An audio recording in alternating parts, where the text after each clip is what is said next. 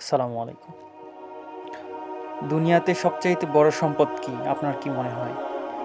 এই বাড়ি গাড়ি, হ্যাঁ, ধন দৌলত, জমা জমি, এগুলো কি বড় সম্পদ? কখনোই না। হ্যাঁ, এই কথা কেন বলতেছি?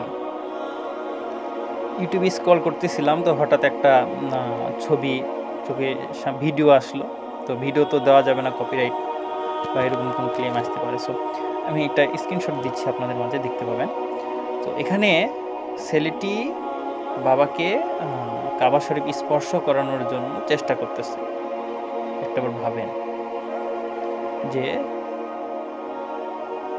একটা ছেলে তার বাবাকে স্পর্শ করানোর জন্য কত কষ্ট করতেছে, হাজার হাজার মানুষের মধ্যে, শত শত মানুষের মধ্যে।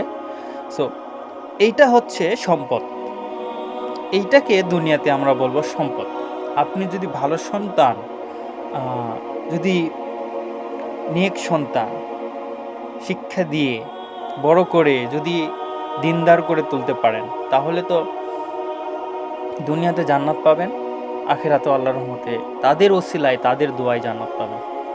সো দুনিয়াতে বড় সম্পদ বলতে আপনার নেক সন্তান, সেটা ছেলে হোক বা মেয়ে হোক, একটা নেক সন্তান আপনার জন্য দুনিয়াতে সবচেয়ে বড় সম্পদ।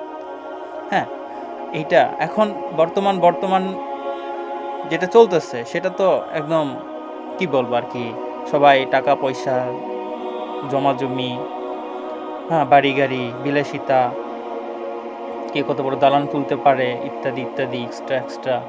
সো এগুলো বড় সম্পদ না। বড় সম্পদ আমাদের মুসলিমের জন্য আমরা কি করব, আমরা আমাদের ছেলে মেয়েকে আমরা দিনদার বানাইতে পারি, কোরআন শিক্ষা দিতে পারি, 5 ওয়াক্ত নামাজ আদায়ের তাগিদ দিয়ে তাদেরকে 5 ওয়াক্ত নামাজে বানাতে পারি।